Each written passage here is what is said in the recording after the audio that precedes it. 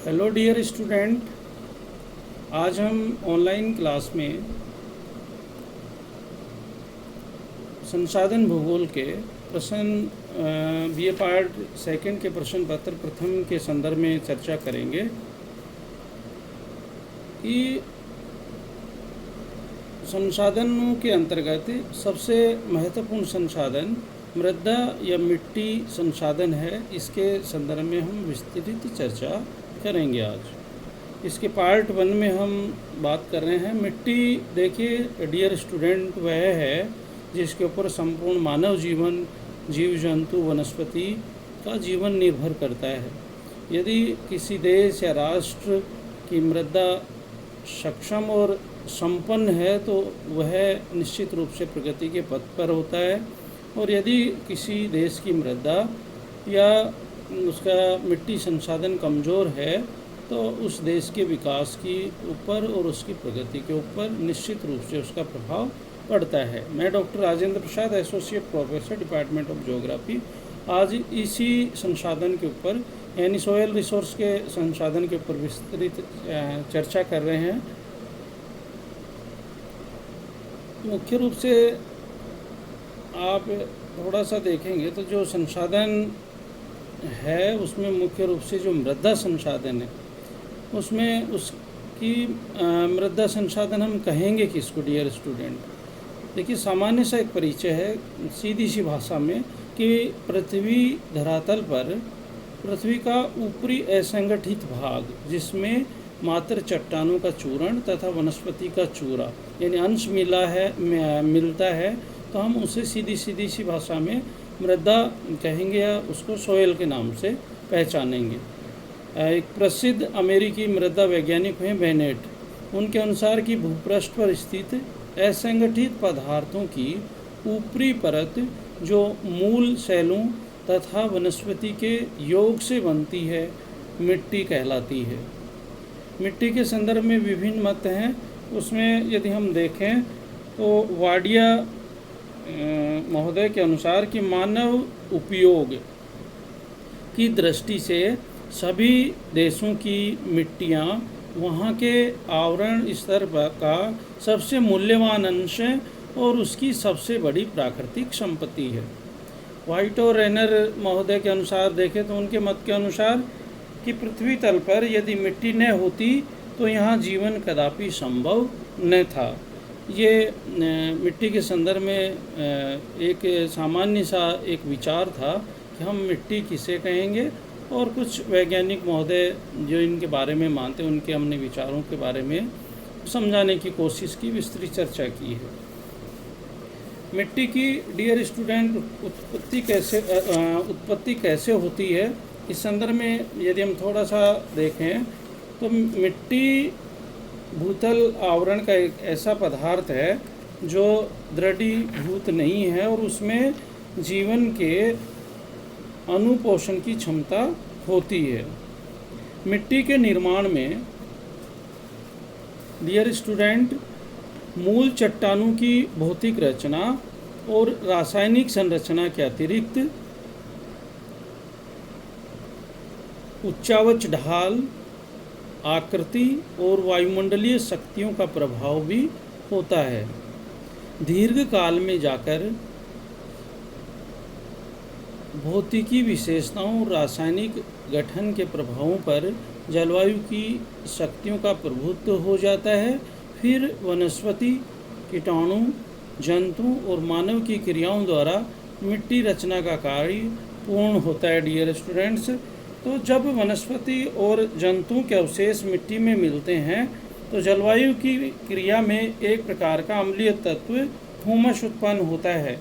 कीड़े मकोड़े, बिल खोदने वाले जंतु और केंचुआ आदि मिट्टी को कुरेद कर उसकी रचना में सहायता करते हैं। मनुष्य कृषि द्वारा मिट्टी का रूपांतरण करता है और अपनी क्रियाओं से भूमि के अपरदन को बढ़ाता है अथवा उसका संरक्षण भी करता है। इस प्रकार भौतिक, रासायनिक, जैविक और सांस्कृतिक कारकों की क्रियाओं और प्रतिक्रियाओं द्वारा मिट्टी रचना पूर्ण होती है। अतः मिट्टी एक गतिशील जीवित तथ्य है डियर स्टूडेंट्स। मिट्टी की उत्पत्ति में जलवायु का प्रभाव इतना महत्वपूर्ण है कि एक जलवायु के प्रदेश में विभिन्न प्रकार की शैलों से बनने वाली मिट्टियाँ दीर्घकाल में सब एक प्रकार की हो जाती हैं। उदाहरण के लिए रूसी स्टेपी प्रदेश में विभिन्न शैलों ग्रेनाइट, बेसाल्ट, लोयस और ग्लेशियर की चिकनी मिट्टी सभी से काली चरणोजम मिट्टी बनती है डियर स्टूडेंट। एक सी शैल से विभिन्न जलवायु के प्रदेशों में विभिन्न प्रकार की मिट्टी बनती हैं, जैसा कि ग्रेनाइट से शीतल जलवायु में पौंडजोल मिट्टी बनती है, स्टेपी जलवायु से चरणोजम और उष्ण आर्द्र जलवायु में लेटराइट मिट्टी बनती है। मिट्टी की उर्वरकता उसके मूल पदार्थों के भौतिक और रासायनिक गुणों पर निर्भर करती है डियर स्टूडेंट।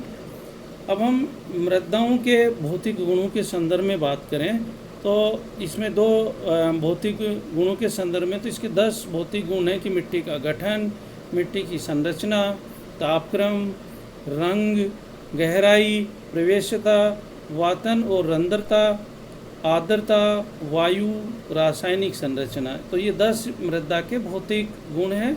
उसके बाद में मृदा के रासायनिक गुणों के संदर्भ में यदि डियर स्टूडेंट्स देखें मूल रूप से तो खनिजों का अनुपात, खनिजों लवणों की घुलनशीलता, मृदा अभिक्रिया, मृदा जीव और कार्बनिक पदार्थ, ये 5 इसके मृदा के रासायनिक गुण हैं। तो इन गुणों के आधार पर बहुत कुछ मिट्टी का निर्माण और उसका रंग रूप निर्धारित होता है। यदि हम मृदा के भौतिक गुणों में सबसे पहले मिट्टी का गठन देखें तो मिट्टी के कणों का आकार, जिसके अनुसार बजरी, रेत, सिल्ट तथा किले 4 प्रकार के कण हैं। बजरी कण मुख्यतः पर्वतीय प्रदेशों की मिट्टियों में अधिक मिलते हैं। मैदानी मिट्टियाँ प्राय शेष 3 कणों से बनती। सबसे छोटे कणों को किले या चीका कहते हैं डियर स्टूडेंट। मिट्टी की संरचना की बात करें तो मिट्टी के कणों का परस्पर सटे रहने का क्रम संरचना के नाम से जाना जाता है। ये इसका दूसरा भौतिक गुण है। तीसरा है तापक्रम। टेम्परेचर की यदि हम बात करें तो मिट्टी के रंग का संबंध तापक्रम से डियर स्टूडेंट होता है। धूप में अलग अलग प्रकार की मिट्टियों के अलग अलग व्यवहार होते हैं। कुछ मिट्टियाँ रात्रि के समय अपने ताप का अधिक शीघ्रता से विकिरण डियर स्टूडेंट्स करती हैं। रंग के संदर्भ में बात करें तो मिट्टी का रंग हुमस तथा लोहे के यौगिकों की विभिन्न मात्राओं के कारण होता है। इससे उर्वरकता भी मालूम हो जाती है। मिट्टी की जो गहराई है डियर स्टूडेंट, उसके संदर्भ में बात करें तो मिट्टियाँ 8 से 10 सेंटीमीटर से लेकर के 8 से 10 मीटर तक गहरी हो सकती हैं।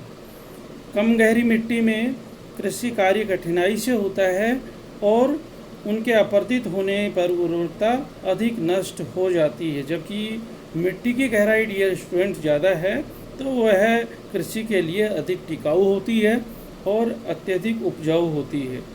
प्रवेशता की बात करें तो मिट्टी में पौधों की जड़ें कितनी गहराई तक प्रवेश कर सकती हैं। मिट्टी में गठीले परतों के होने से प्रवेशता कम हो जाती है। वातायन और रंध्रता की डियर स्टूडेंट बात करें तो मिट्टी की रचना और गठन का आशय मिट्टी के छिद्रों की संख्या तथा आकार से है। छिद्रों में वायु तथा जल भरा होता है। हुमस बनने के लिए तथा बीजों के अंकुरण उत्पन्न होने के लिए मिट्टी में वायु का होना डियर स्टूडेंट अति आवश्यक है। आर्द्रता की बात करें डियर स्टूडेंट भौतिक गुणों में तो मिट्टी के कणों के बीच में जल की कुछ मात्रा रहती है। आर्द्रता की मात्रा मिट्टी के गठन, संरचना और जल स्तर के अनुसार होती है। आयु एज की बात करें डियर स्टूडेंट तो मिट्टी की आयु का उर्वरकता पर व्यापक प्रभाव पड़ता है। नई मिट्टी की अपेक्षा परिपक्व मिट्टी अधिक उर्वरक होती है। और 10वां है इसकी रासायनिक संरचना। मिट्टी में घुलनशील, अर्धघुलनशील और अघुलनशील पदार्थ होते हैं। सिलिका, एल्यूमिनियम, लोहा, आदि बहुत से खनिज होते हैं जिनमें पौधों को विशेष पोषण देने वाले तत्व जैसे कैल्शियम, पोटेशियम, नाइट्रेट और फास्फेट होते हैं। मिट्टी की रासायनिक संरचना से उसकी उर्वरता की मात्रा डियर स्टूडेंट निर्धारित होती है। मृदा के रासायनिक गुणों को देखें तो 5 प्रकार के रासायनिक गुण हैं।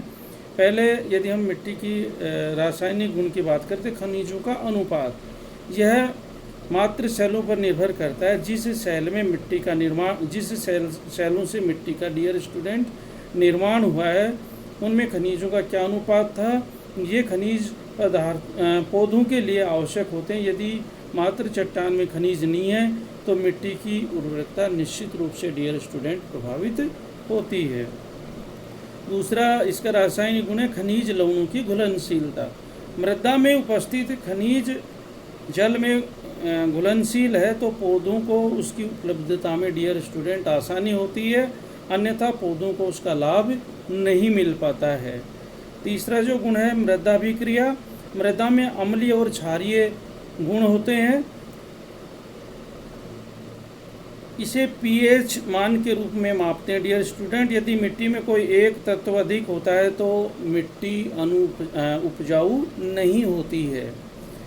चौथा यदि गुण देखें तो मृदा जीव हैं।